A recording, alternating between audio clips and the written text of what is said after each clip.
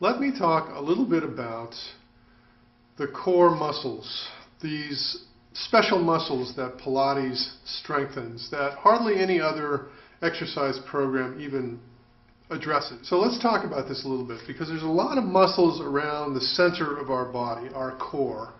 There's lower back muscles, the butt muscles or the glutes, they get involved in this as well. There's the side muscles, obliques.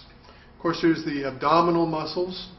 And then there's special muscles that connect the lower body and the upper body that are deep inside of us. So let's talk about the three special muscles that Pilates really focuses on that no other exercise program really begins to touch. The first muscle group I want to talk about is the inner abs. There's two sets of abdominal muscles. There's the outer abs that we generally focus on, otherwise known as six-pack abs. These are the outer layer of abdominals, very strong, but there's also an inner layer of abdominals called the inner abdominals. And when both of these are working together, you have that much more strength. So that's why it's critical to get the inner abs strong as well. And we hardly ever get the inner abs strong because many of the movements we do in exercise just work the outer abs. So when we talk about doing that special sit-up, you can see from how difficult it is to do in the beginning that we wouldn't really otherwise work on those inner abs unless we really disciplined ourselves and focused on it.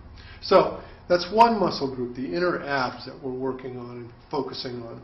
Another interesting muscle group is the inner obliques. These side muscles have two pairs of muscles, the outer obliques and the inner obliques. So once again, just like the inner abs, if we have an exercise program that works on the inner obliques, then we're augmenting the strength that we apply in the obliques when we strengthen them. Now the third group of muscles that I really want to focus on are the psoas muscles, and there's two groups here. There's the psoas major and the psoas minor. And these are deep within our core, and they connect the legs to the rib cage, really. And they're what enables us to lift the legs, to bend over, to lift ourselves back up. So a key group of muscles. And of course, because we do this all the time, they're strong to a degree. But to focus on them and really strengthen them, that's a whole different story. And that's where Pilates comes in, and that's where most exercise really breaks down. So the psoas muscles are very important and often neglected. So those three muscle groups. Interesting thing about the psoas minor, a little band of muscles accompanying the psoas major.